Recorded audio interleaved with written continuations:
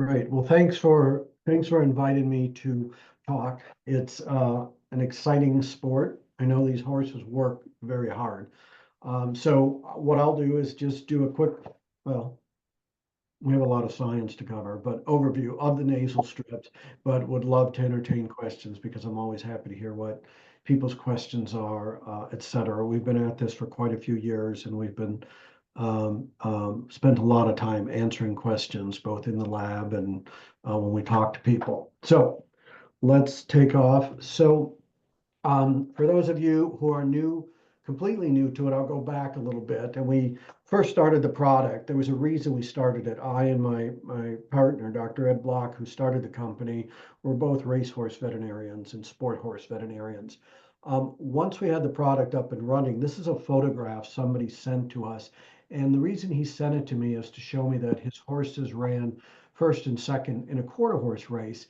And what I liked about this photo was the thing you don't see quite as exaggerated as it was on this horse, but this indentation here is in the nasal incisive notch. So it's an area of the horse's skeleton that is not supported by bone or cartilaginous tissue. And what it does is when the horse breathes hard, this tissue gets sucked in. And actually it reduces the size of the nasal passages, which is the narrowest part of the upper airway.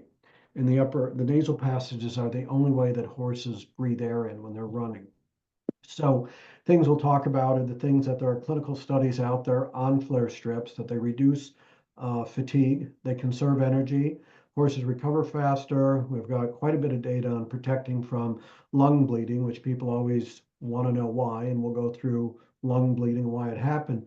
But it's all because the horse breathes easier. So as a result of helping the horse breathe easier, you get these other impacts that will make sense, hopefully, when we get done. So we'll talk about how the strips make breathing easier. Then we'll talk about lung function and what the lungs do for your horse, the benefits on the horse because of easier breathing, and then just some basic things on the product itself. So at the start, they are drug-free.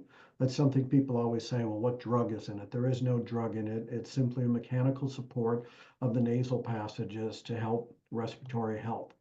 It's used in all disciplines. Philip Dutton is on the left, 3-day eventing. Timmy Duda is a polo player that we sponsor who had used strips for years before we met with him. Barrel racing, anywhere that horses work hard and breathe hard, they're going to benefit from the strips. So I'm sure you've all heard the old adage that no foot, no horse. And our feeling is no lungs, it really doesn't matter how many feet you have because the horse isn't going anywhere.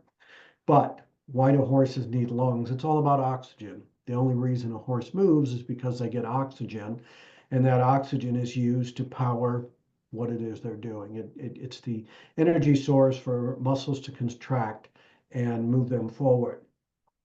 So first we got to think about the horse as what's called an obligate nasal breather. And what that means to be an obligate nasal breather is when they are running, horses only breathe through their nose. And the reason is, and hopefully you can see my cursor. Can you see my mouse? Perfect. So if we just do our basic anatomy, we've done a cross section through the horse's head so that you can see the nasal septum, the nasal passage where air goes in. The other part of the nasal septum you don't see because of the cutaway, but air goes into the horse's nose, passes through the pharynx area, and it gets to the trachea, and air goes down the trachea into the lungs. However, when a horse has food in its mouth and it's chewing, what's this food going to do when it swallows? What it does is when the horse swallows, and you can do it to yourself when you feel yourself swallow. This is the mouth. Look where the esophagus is. It's up here. This is the path that brings food down to the stomach. It's behind the airway. So what has to happen is the airway has to get out of the way for food to get down the esophagus. And the way it does it is when the horse swallows, all of this tissue drops down, and this soft tissue flips up to help cover the opening of the airway so food doesn't go down there. And then the food will make its way down this path So this tissue, all the way down to this tail, is now flipped over here so that the food coming in here will go down the esophagus, okay? This tissue, the soft palate, is very important because if this horse were to get startled when it had food in its mouth, if if this food were to get juggled up and the soft palate wasn't here, the food would end up in its windpipe. So the horse has been designed as a prey animal that they can eat, but when they have to stop eating or they're startled, this soft palate protects food from getting into the airway. Great plan, except when the horse is breathing, because if this piece moves, and I'll show you some pictures of a condition where this piece moves up and it blocks the airway, then air coming through the nose doesn't have as wide a opening here. So the horse is an obligate nasal breather. They only breathe through their nose when they're running. Usually when they're walking, trotting, it's less of a concern, but it's when they're running, they become obligate nasal breather. So we're taking air through the nostrils, through the nasal valve, into the larynx, down the trachea, into the lungs. And we show some views of the lung, but it's basically a branching system. All these little airways branch, and they end at the end with what's called the alveoli. And the alveoli are these little air sacs where oxygen ends up and it jumps out of the alveoli onto these little blood vessels. And we have some more views of that. And then these little blood vessels will take the oxygen, which jumps onto red blood cells in the blood vessels, and it carries them from the lungs back to the heart to be pumped through the body. But the path of air carrying oxygen is just through the nostrils, the nasal valve, which is the narrowest part of the upper airway, through the throat region, down into the lungs, and then transfers that oxygen to the blood.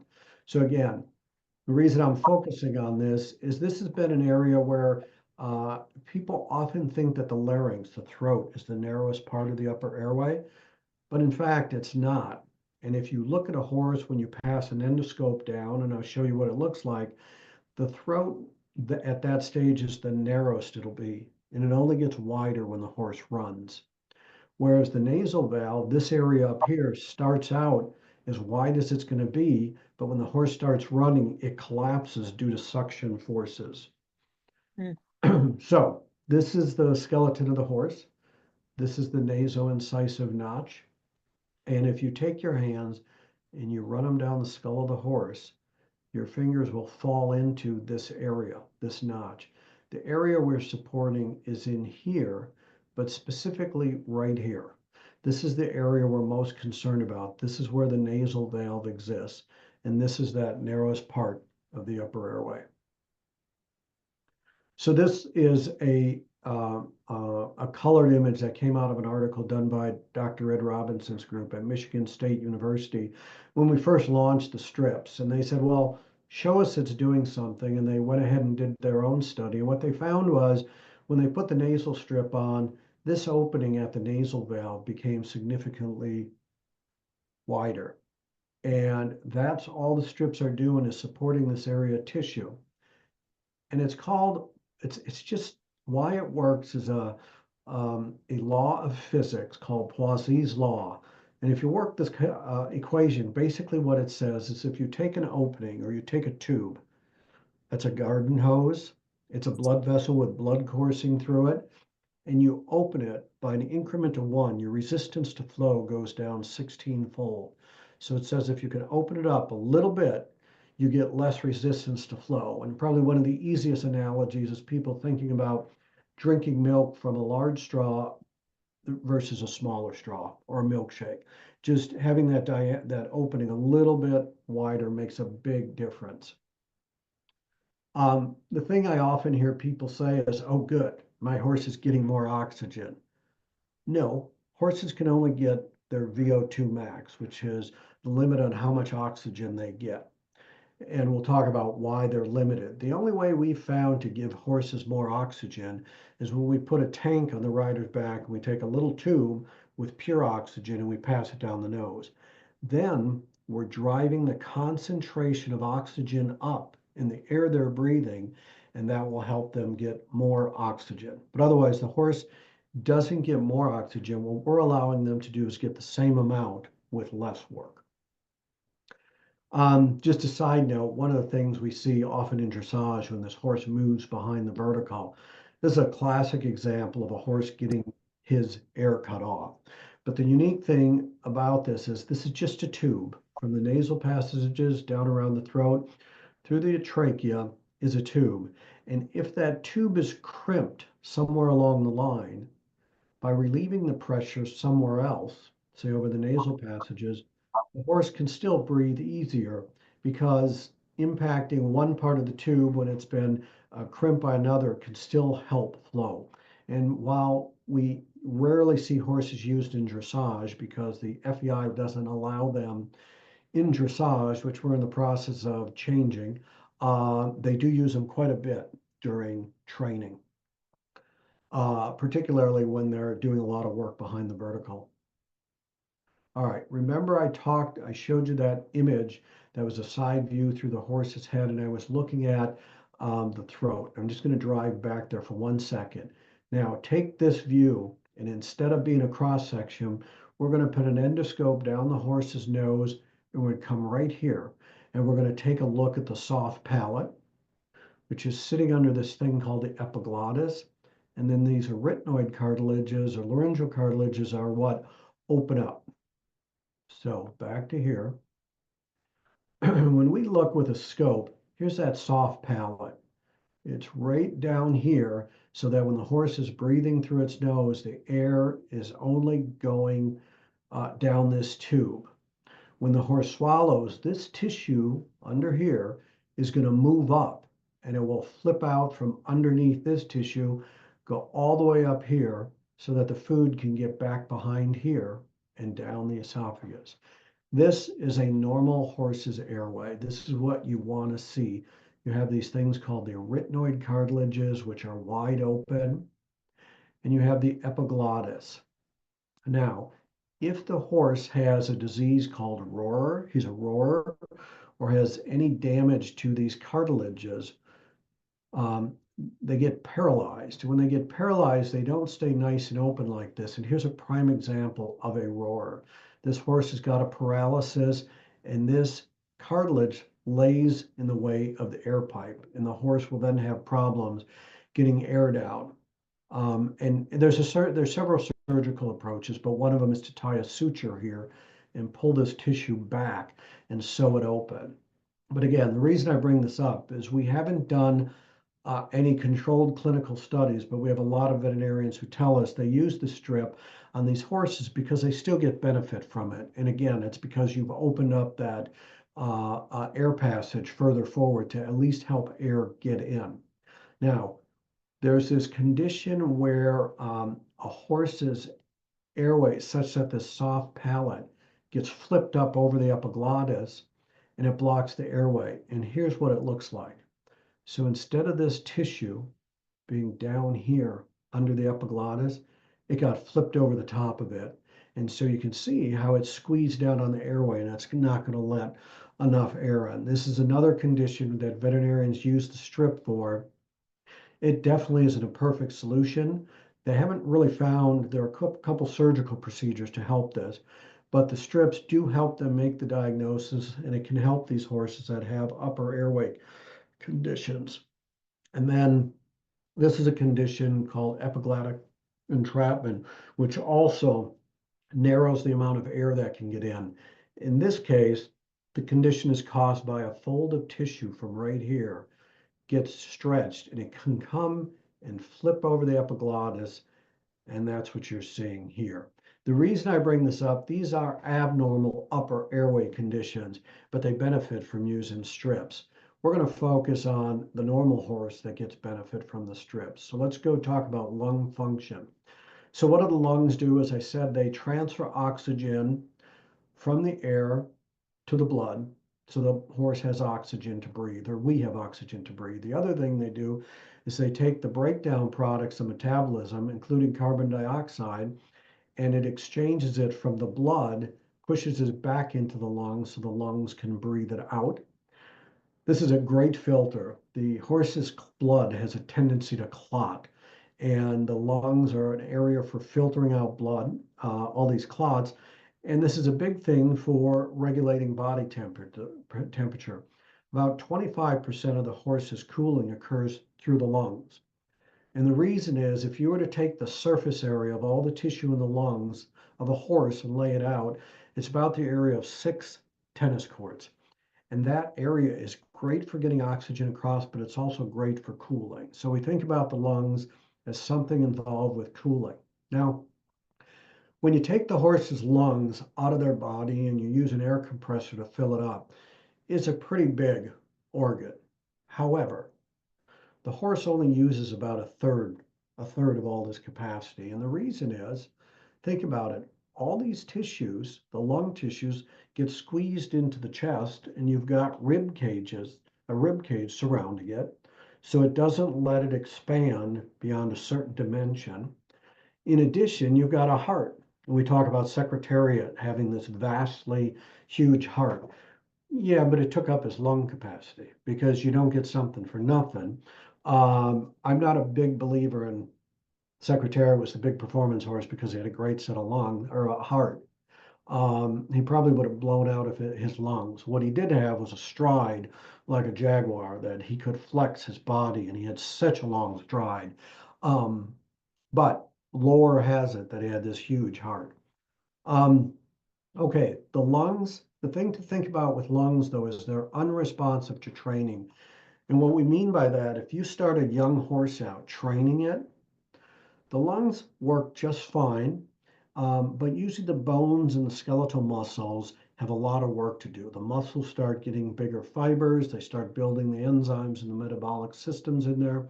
The bones have to start getting stronger, and through the concussion of work, the bone density goes up. Pretty soon, though, the bones start to adapt to the work, and the muscles start to adapt to work, but the lungs haven't changed.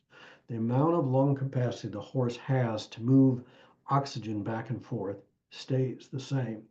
What has changed is the capabilities of the muscles to better metabolize the oxygen and the sugars that they eat so that the waste product removal becomes more efficient.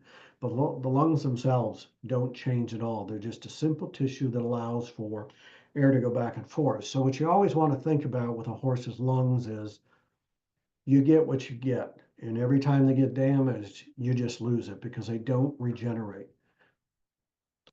Okay, so now let's talk a little bit further. We talked about the nasal passage, air goes in, goes down this tube called the trachea. And then when it gets to the lungs, this tube starts to branch into these bronchi and bronchioles. And the lung actually, with all these branches in it, look like a tree. And this is a plastic cast of a horse after postmortem that we injected a latex into and formed a cast of their lungs. But it's through all this branching, they get that surface area that allows for oxygen exchange that I was talking about earlier. Um, and the way it happens is these, right at the end of all of these little branches, you'll get these things called alveoli, these little grape-like structures. And this is where it all occurs, the air exchange. What you'll have is in the heart, the arteries, or in the lung, the arteries are bringing blood from the heart into the lungs where it's blue blood at that point, and that blue blood goes across these alveoli, and as it moves across the alveoli, the red blood cells jump over this barrier we'll talk about into the blood vessels, changing it to red blood, which now goes back to the left atrium of the heart, and then it'll get pumped through the body. That makes sense? So for those of you who know your anatomy and know arteries carry oxygenated blood and veins carry deoxygenated blood, that's almost always true. It's flipped in the lungs where the heart pumps blood to the lungs to get reoxygenated. It comes back to the heart, and then from there it goes through the body with this newly oxygenated blood. But if we take a cross section through these alveoli right here, what you see is these little air sacs, these alveoli with the blood vessels moving around the outside so that oxygen can move from the air sac, the alveoli, onto these red blood cells. And the red blood cells, which are carrying carbon dioxide back from their trip through the body and push it back into the alveoli for it to then get exhaled upon exhalation. So alveoli, blood vessels are going across it.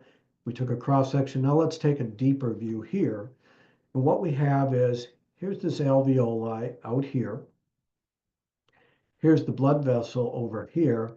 And here's that membrane I said that the oxygen and carbon dioxide move back and forth. And so oxygen that's in the alveoli moves across and it jumps onto the red blood cells where it will get carried through the body. By the same token, the red blood cells have come from the muscles and they have carbon dioxide on them, which we want to get rid of. That carbon dioxide gets displaced by the oxygen, goes back into the air sac of the alveoli, and then the horse exhales and blows all that out.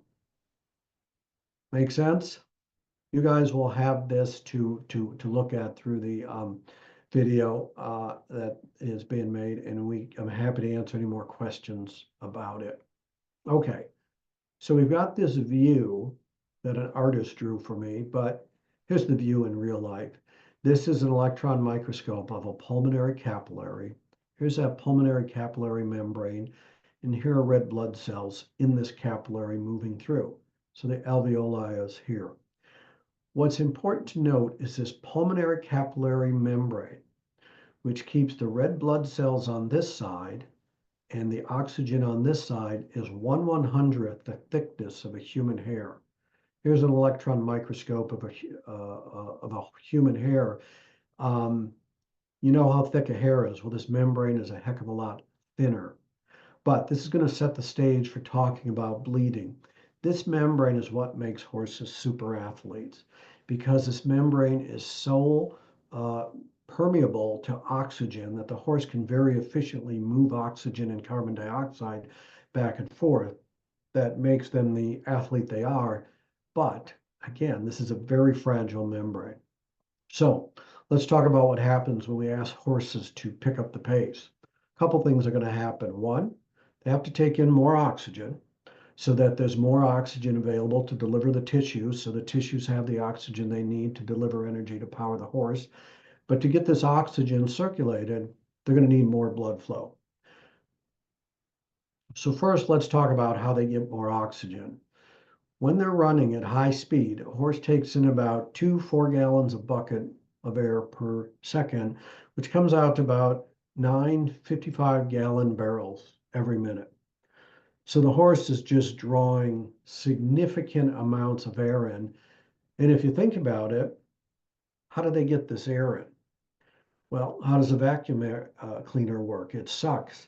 And that's what the horse is doing. And how do they do it? When a horse runs, their breathing and stride are linked. And one stride is equal to 1 breath. So for every breath a horse takes, they take in 1 stride of air. So if a horse is running full tilt at 120 or 120 strides per minute, that's how many breaths they're taking, because they are linked together. This was some work we did a couple years ago where we worked with horses on treadmills where we measured the volume of air that's taken in at each phase of the stride. But this is one stride of a horse from the flight phase, where the horse is floating through the air. They move their legs, complete the stride, and they're back in the flight phase. But here you can see this horse starting to open this left front lead leg, and it's slowly coming out, coming out, coming out until finally the left lead, first leg to hit the ground, and the left lead is that left front leg. Throughout this period, the horse is sucking air in. Once his leg hits the ground, the rear legs start moving forward to complete the stride, and in so doing, it starts forcing the air back out again. And this is pretty roughly at which stage of the phase of each one of these pictures of the stride, the horse is bringing air in, how much air relative, and air out. So this is one stride. So air in and out. If you think about it, all they are is just a giant bellows. And if you've ever used a bellows or you've seen a bellows for fanning a fire, you pull the bellows out and you pull air in it. You shove the bellows back together and you're forcing the air out.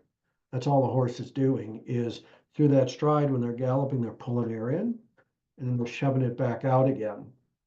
So if you think about it, if you've got this little hole at the end of a bellows and you make it a little bigger, it's that much easier to pull the air in. And that's why the strips, as we'll talk about, help with energy consumption because it takes less work to pull those legs apart and open that stride up. They use less energy. Another analogy for the horse's body, though, is that they're like a syringe. And by that, I mean the syringe has this firm outer shell. And when you pull on it, air comes through this little opening. And if you've ever pulled something like penicillin into a syringe or something thick, the size of this opening makes a big difference. The reason I use this analogy is because at a canter and when horses are moving fast, they no longer expand their rib cage and contract their rib cage. When we're running as a biped, our rib cage expands and contracts. A horse doesn't. When a horse goes into a full gallop, their rib cage is locked and their diaphragm is pulling air and the legs are moving to pull air back and forth. But that rib cage does not expand anymore.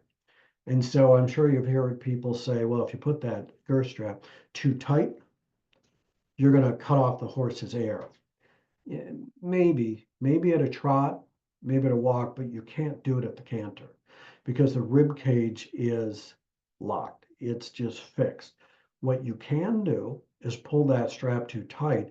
Now, what you're doing is the pectoral muscles on the horse that are important for extending the stride, it gets pulled tight and that muscle doesn't work as efficiently, and you will shorten a horse's stride if you get it too tight.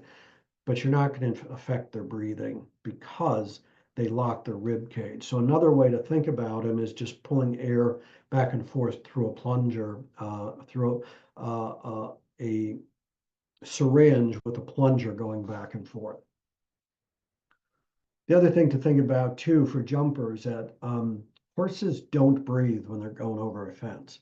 They'll take their last gasp of air when they're taking off, and then they hold their breath, and they don't take it expel that until they're on the other side of a jump. And if they're doing a combination, they'll hold their breath until they've completed it. So a horse in a show ring on a jumping round, for a third of the time, they're going over a jump. They're not breathing, they're holding their breath. So it impacts just their energy consumption and how they're using it, their bodies and gathering air. So let's talk a little bit about what happens when horses breathe easier. First of all, there have been 3 studies done that have shown that when horses are using nasal strips, they use less energy. And that goes to the fact that if they're pulling, they're extending their legs and their stride against less resistance to bringing the air in. That energy that would have been used to pull the air in that's made now easier is directly usable by the skeletal muscle. So that's where the energy conservation comes in. They just work less hard to bring in the same amount of air. The other thing is the horse recovers quicker after performance. And that has to do, when we see these horses breathing fast after they get done, they're not trying to rebuild their oxygen capacity. They're bringing air in to cool their body back down, and they're using the external air, even if it's 90 degrees. Their body has gone well over 100 degrees, that there's still some ability to cool through air, and it's a significant form of cooling. So the nasal strips benefit horses at this time because that tissue is still collapsing. So it allows them to more efficiently bring air in while they're cooling down. All right, so these are 2 benefits of the strip, that by breathing easier, they have less energy conservation. They have more energy conservation, they cool out quicker, they fatigue less. I don't have a slide in there, but they've shown that horses with nasal strips on can go longer. They can go further faster because you've allowed them to conserve some energy that can be used to push them longer and faster. The other thing, though, they do is the strips do reduce exercise-induced pulmonary hemorrhage. And this is now in most veterinary textbooks and being taught to vet students because we've got enough data to support that. But you got to wonder why sticking something on the horse's nose is going to have any impact on the lungs. And I think you're getting some idea, but let's talk about it. Remember, I said that when horses start to increase in exercise intensity, they increase oxygen, but they also have to increase the blood flow, move it through the body. And there are two things that happen. One, they increase the amount of red blood cells that are in circulation. And two, the heart rate goes up and the power of the contractions increases so they can really move more blood through. Why do horses increase and how do they increase the volume of their red blood cells? What we say is horses blood dope. They have the capacity in their spleen to store a lot of red blood cells. So when you take your horse out and you start to warm them up before you exercise them, not only are you starting to provide dilation of blood vessels in the muscles to start moving more blood through the muscles, but also you're causing the spleen to contract. And when the spleen contracts, it basically shoves this reservoir of red blood cells out into circulation. So they have more red blood cells. When the horse cools out, those red blood cells go back into the spleen and they're stored. But what that means is we put more red blood cells out there. That means the blood is getting thicker because it's got more stuff in it, red blood cells. And we're trying to make this blood go faster. What happens when a horse's heart rate goes up to 220 beats per minute is the amount of blood passing through the lungs is about 75 gallons every minute. So it's a huge output of blood getting shoved out of the heart, through the aorta, out through the body. But what that means is, do you remember those little blood vessels I showed you deep in the lungs, the pulmonary capillaries? If you look at them, they start looking like little sausages because they've got the blood flow going into is forcing them to expand. And the pressure in the lungs goes up from 25 millimeters of mercury of 100 millimeters of mercury. Millimeters of mercury are just the units we use to measure pressure. And what it's saying is when a horse goes into high speed mode, the pressure of the blood traveling through its lungs goes up fourfold from 25 to 100 millimeters of mercury. So that's all going in these little blood vessels. But on the outside of these blood vessels, something else is happening. Remember, we talked about the amount of air they're breathing in. They're breathing in 955 gallons a drum every 55 gallons drums of air every minute. There's this negative pressure in the lungs pulling that air in, but that negative pressure is working directly on the outside of those little capillaries where these alveoli are. So what ends up happening is you've got inside the blood vessel, if we take a cross section through it, with pressure pushing out. And on the outside of the blood vessels, you have negative pressures pulling on it. So you got this internal pushing, external pulling. But what ultimately happens is the blood vessels just break. And when they break, red blood cells leak out. And that's where exercise-induced pulmonary hemorrhage occurs, which is blood ending up in the airways during or after exercise. It's these blood vessels fail. That's ultimately what has to happen for a horse to bleed. Now, it's part of it. Ultimately, the blood vessels fail, but things can add to it. And we'll talk about those. The other things to know about exercise-induced pulmonary hemorrhage is it's a silent injury. It's going on down deep in the lungs, and usually we see it along the back of the lungs and along the top of the lungs. Occasionally, if a horse has bled, you'll see blood at the nostrils. And usually if you see that, while on occasion horses can have conditions in the nasal passages that cause this, it's very rare. If you're seeing blood here, particularly after a hard bout of exercise, it happened down here. But Only 3 to 5% of horses ever show blood at the nostrils, even though they've bled down here. And that's because it takes a while for this blood, where it occurred down here, to move into the trachea and up the tube where you can pick it up. And the reason this happens, again, this is all down, and I showed you this picture earlier, but now these little red blood cells are leaking through this pulmonary capillary membrane, getting into the alveoli, and that blood is just working its way back out. Let me just stop here a minute, because I will tell you, every horse we look at under intensive exercise bleeds. If we put horses on a treadmill at an incline of 20 degrees at a trot, we get increased bleeding in their lungs.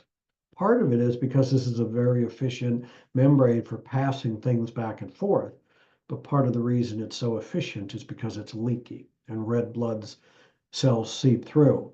So we know that there's always some blood seeping through. So these horses are always running into some amount of it. It's the more the exercise intensity goes up, the more the bleeding occurs. And again, this is why we want to mitigate it or reduce it as much as we can. Occasionally, if you've ever had a horse bleed, you'll call your vet and they can pass an endoscope down. And what they'll do is pass the endoscope past the area we were when we were looking at those tissues, but go right down the trachea itself.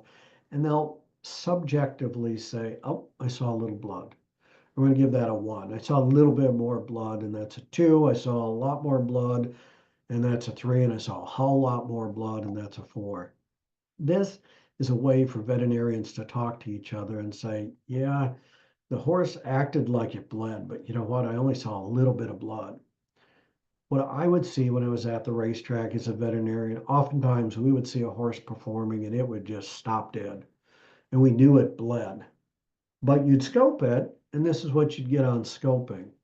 As we learn now, scoping isn't the best tool. It's a quick and easy tool, but it takes a while for that blood to migrate. So depending where the bleeding incident occurred, it'll take a while for it to move up. So what I would see happen is I might scope the horse and say, man, the way that horse behaved, I can't believe this is all the blood we saw.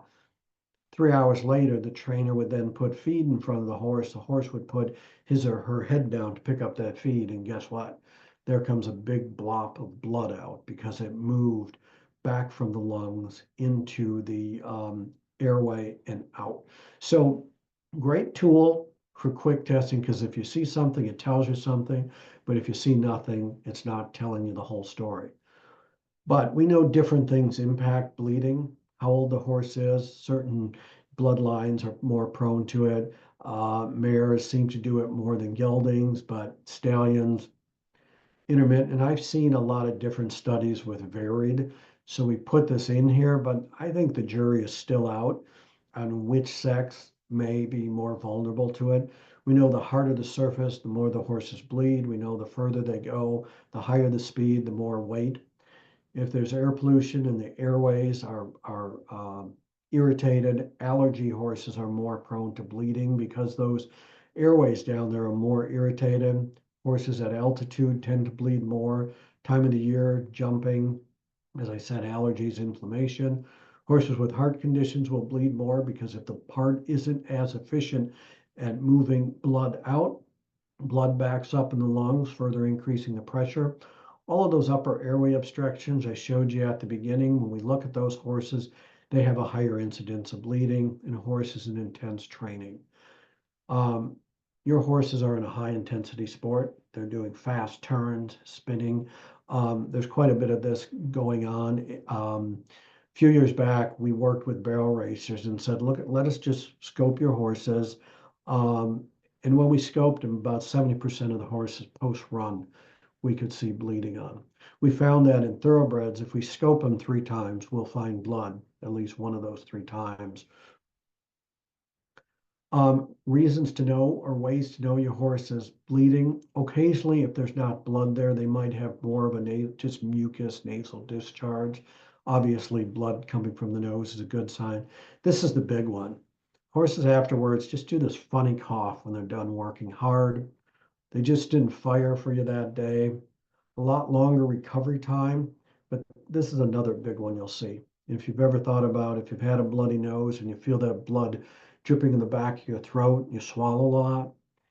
You see a horse coming off, they're doing a lot of swallowing with a little bit of coughing, they probably bled into their lungs. This is bleeding over a long time. This horse looks like it was a massive smoker. It wasn't. But again, this is the top part of the lungs. This would be right under the saddle. This is where we see most of the bleeding. In fact, early on, when we started looking at horses, people said, it's because we ride them, and we ride them, they're banging up and down on the horse's back and they're causing bleeding. That theory got tossed out. We started putting horses on treadmills and you'd see the same pattern. So it's the area of the body where bleeding occurs. If we had a part 2 to this, we could dive into why bleeding occurs, where it occurs. There have only been 2 things shown to reduce bleeding, Lasix and the nasal strips. And I'll talk to you a little bit why they work and why they help. Nothing stops bleeding. Horses will always bleed. And I believe part of it's multifactorial. It's the pressure changes we talked about in there. It's the concussion on the ground. It's inflammation. That what we try to do is to reduce bleeding. But to show you why something as silly as a nasal strip can help this condition, remember I talked about if this is that capillary inside view, that pulmonary capillary membrane is here, and here's that blood pressure putting a strong pressure inside, pushing against those capillaries. And this is that strong negative pressure on the outside pulling on it. When you give the drug Lasix, the horses urinate about 15 to 20 pounds, and it reduces the amount of blood volume and the amount of pressure in the blood vessels, which reduces the outward pushing pressure on this side. If you make it easier for horses to pull air in so they don't need as much negative pressure, the pulling on this side of this membrane is also reduced. So both of these will help reduce the stress on this membrane. And if you reduce the stress on this membrane, it's less likely to rupture. And that's how these things work. Lasix in combination with FLAIR strips at high speed makes a big difference. There's a synergistic effect between the 2 of them, or using both of them. That means they get a benefit greater than either of them would have had alone. This is just some notes on some of the studies that have been done at various universities on nasal strips. In summary, by using this spring that's in the nasal strip that supports the soft tissues over the nasal passage, you reduce that tissue collapse. So the horse breathes easier, and that'll help them reduce fatigue, conserve energy. They'll recover faster, and they'll be less prone to EIPH, or less blood in the lungs post-exercise. As far as care of the strips, we always want it's best to store them at room temperature. Extreme heat will damage the adhesive, but 90, 100 degrees isn't going to bother it. 30 degrees freezing isn't going to bother it, except they're not going to stick. That adhesive is just rock solid. So if you're using your horses in the cold and you're using nasal strips in the cold, what we recommend, you keep the strips at room temperature and you put that nasal strip under your armpit, under your jacket for 10 minutes to come to body temperature before you try putting it on the horse. When you put it on the horse, there are instructions on the back of the package that tell you to clean and dry the nose. Any dust is going to work against you. And the reason is, if you ever stuck a piece of Scotch tape on top of a dusty counter, you'll see the Scotch tape fails immediately because all the dust sticks to it. And I've had people open a packet of nasal strips and say, I had a 6-pack, the first 3 didn't stick, the 4th one stuck perfect. Yeah. That's because the first 3 that you used as a cleaning aid to get all the dust off your horse, and by the time you got it off, it was ready to stick. That having been said, we do have adhesive failures, and when we do, we just replace the strips for you. Just let us know. Clean, dry nose, and when you're done, you push the hair on the nose up. And what that does is it expands the hair so there's more surface area for the adhesive to stick to. The strip has instruction. There are score marks all along the side of the strip, and we want you to bend at that score mark and then peel it off. And the strip goes 2 fingers above the nostrils. And 20 some years ago when we started it, we did quite a few studies on horse's nose. We found that for most horses, thoroughbreds, warm bloods, quarter horses, and Arabs, this size would work fine if you moved it about 2 inches above the nasal pass and the nostrils. So you go to the top of the nostrils, 2 fingers, and there you go. You'll have it where you want it. This is wrong. If you do your 2 fingers from the tip, it's going to be too high. And the way we often measure it is, remember I told you, and I don't mean to make you dizzy by running you through, but I told you about this nasal incisive notch.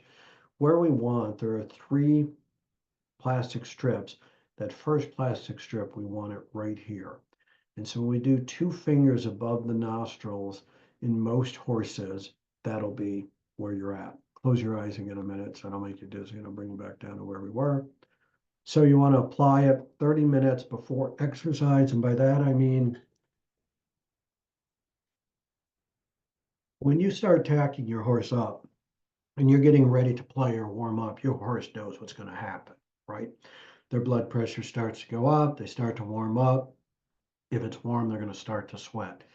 Before you do that, we want you to put the nasal strip on because it allows the adhesive to flow down the hair and stick better before sweating occurs.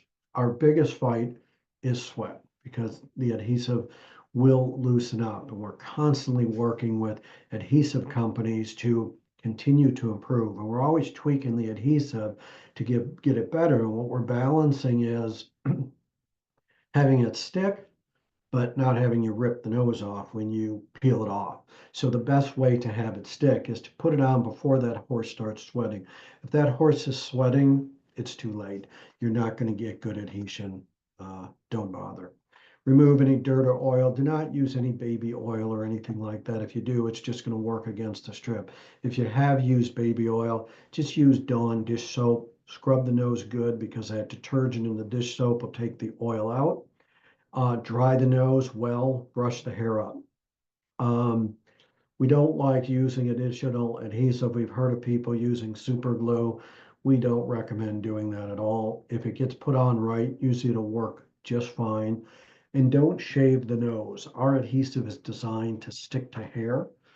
If you've ever heard of the adhesive company 3M, they're in my backyard. They have constantly helped me on this project. And their joke when they have problems is, we want things to stick to humans, so we don't want it sticking to hair. We want it sticking to skin. I said, well, I need it sticking to hair. So they haven't been able to solve this issue. We work with other companies to get it to work, but they keep trying. When you take the strip off, just like removing a Band-Aid, start at the one top corner and just peel it down. My feeling is there's really no reason to take them off. If you're done riding, leave that strip on as long as you can after performance. With sweat and wear, the horse will take it off for you. It's not going to hurt them to leave it on. When you pull it off, you might see a little bit of hair on the back of the strip, but it's no more that you're gonna see when the horse is shedding. And then just contact information. So with that, if you're still there, I'm happy to answer any questions you might have. I have a question. Yes. So you said you can leave the strip on. For how long can you leave it on? So for us, usually we have like 2 games a day that are kind of a couple hours apart. And then obviously the next day is another game. So if the strip stays on, does it work? Does it continue to work for Yes. more than 24 hours? Yep. The adhesive or the strips that are in there that hold the nasal strip on, the plastic strips that are in there, their repetition is they'll last quite a while in terms of their ability to support the nasal passage. Definitely a day of riding. We've used these in the Hidalgo, the big race across the desert in the Middle East. and they'll go for 8 hours. Wow. The challenge with your sport is when you heat them up and cool them down, Mm, occasionally you lose them. One of the exciting things about having Timmy Duda on our team now is we've got a lot of horses and he's helping us try different adhesives because I think your sport is one of the most challenging. So if they stay on, leave them. If they don't, you'll use another one for the next round, I'm afraid. gotcha. And as I say, we do our best to get that adhesive as long as possible without doing anything harmful to hurt the horse. Awesome. Thank you. Sure. Does anyone else have any questions?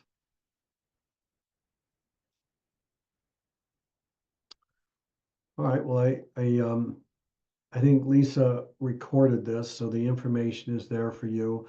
And we're always happy to answer any questions that any of you might have, any clarifications, anything like that. We're happy to help and answer any problems sticking, let us know.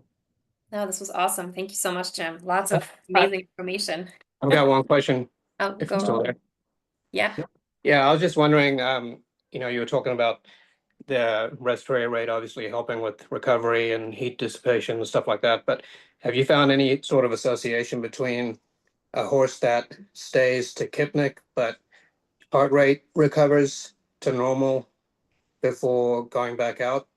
Like, is there any correlation between either fitness or would something like strips help with that?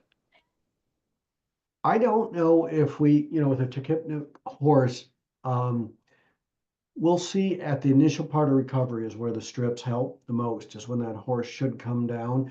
If you're setting out, if that horse is staying high post 3 or 4 minutes, it's going to come down. I don't know that the strip is going to add more benefit at that point. Where it is going to provide the most benefit is just at that medium part of recovery and help it drop down. So if it's in there, it's in that early phase. And I don't have any good data on it because Rutgers did a study, and I teased the veterinarian who did the study because the horses were done at low speed. And I Sure. asked him why he did that. And he said, oh, because I had a PhD student that wanted to do the study. Unfortunately, all of our horses weren't fit.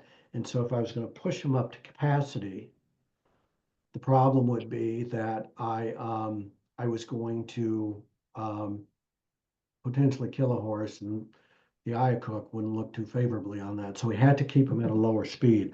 What we saw in those horses, all of them cooled out quicker. It wasn't statistically significant, but we saw that difference. So we wanted to do it with higher speed horses. Um, and on the higher speed horses, we found that the way they were measuring respiratory, they waited 5 minutes before they looked at the rate. And so what we had are some studies done in Brazil where they saw these horses' respiratory rate come down lower quicker when they used the strip. And we've had some other studies where people looked at heart rate coming down as well. I don't like those studies because I don't feel that they were designed properly. I mean, they gave us the data we were looking for, but I don't think they were robust enough to make any stronger Sure. claims. Those. Got it. And then one more follow-up question. How do drop nosebands come into play with strips? They don't have any impact if the drop noseband, and by a drop noseband, you're saying like a figure eight? No, yeah. No, it's just a simple drop that pretty much goes, It goes below the bit. And a lot of polo players will use it. They have the standard noseband that they hook their head check to, but then they'll also have a drop that goes down below the bit. And around. Right. right. So I mean, you do see players that use them a little incorrectly and crank them down to where they're obviously causing some compression on the nasal passage. But Yep. if they're used as they should, uh, I mean, I'm sure they compress on that passage to some extent, but I'm just curious to see, whether the strips would counteract that little bit So of two things. compression. So if you look at right where the nasal bone is, when I see them too far forward, that's a bummer because then you're just collapsing all of this, right? But if they're up here, further up the nasal On the bone, zone, right? yep, then you're okay, because the strips don't need to take the nasal passages above normal physiological position. What they're trying to do is prevent them from compressing in away, right? There's the adhesive and the stiffness of the strip holding it up there. If they were trying to go beyond that, then they would be fighting against each other. So why do people use that drop nose band? Probably the most common reason is horses biting or evading bits is what you So, typically see. yep. So you're familiar then with just a figure eight? Yes, sir. Those are used in racehorses for a reason, and they're to keep the horse's mouth shut. Mhm. And what was interesting we found is, remember I told you this story about the soft palate? What we found is at high speed, when horses start to fatigue, their masseter muscles, or their muscles that keep their mouths shut, they, like any muscle, they start to fatigue and they Fatigue. loosen. And when they fatigue and this loosens, they get to open their mouth. And in a racehorse doing 35 miles an hour, when they open their mouth, they get a bolus of air in that shoots in, takes the soft palate and flips it up so it covers the epiglottis and it slows them down. It takes the horse 0.3 of a second to adjust their stride, swallow, and get it back. Oh, wow. So that's a fatigue issue of why they do it. And so that's kind of where I'm conditioned because of the work we've done on these figure eights to see what they're doing. So I'm not against them at all. I'm just against not putting them on properly to where you're squeezing down the nasal passages. Sure, makes sense. Thank you. You bet. The problem with, there are about 30 million studies I like to do. And in fact, in the end of the month, we'll put horses on treadmills again. And we do different things to understand more about it. Is they're just not lab rats. And I say that in jest, but every time you put a horse and you keep it in training for our purposes, it just costs a lot of money. And so a lot of these studies, what would be nice if we could get more veterinarians. We're doing it in the stem cell area where everybody's trying to figure out the benefits you can get from using PRP and IRAP and all of these, but we don't have a good standard because people do 3 horses there, 10 horses there. But to get a robust study, you'd like to have 2,000 horses. There's a group out there called Innovate, and what they're doing is trying to get veterinarians to standardize that. Look, if you're going to use it in this horse, at least document all of the conditions, ultrasound findings of the tendon, any parameters. So we go back to compare how this treatment did with that treatment. Maybe there are 10 studies done and the H had 3 horses in it, but if we could standardize some of the ways we're treating them and collecting data, then at least we can start pooling our data and get more information from, a larger population. In the stem cell area, it's another area where we're just trying to figure out how do we get good data on populations and come together on what's benefiting and what's not. Any other questions? All right, well, thank you for your time. Thank you. This was awesome. Enjoy the Irish are coming when? Next week. Yes, next Tuesday. All right, So, well, it's we're one of my excited. favorite countries and I spend a lot of time there, so I enjoy the Irish, but good luck. I'm rooting for you guys. Yes, thank you. Team USA. Woo. Yeah. Keep us posted. I know you're Sounds good. connecting Thank with you so hands much, along that. Jim. Awesome. All right, thanks much. Appreciate you. Have a good Thank evening. Okay. you. Thank you. Bye-bye. Bye.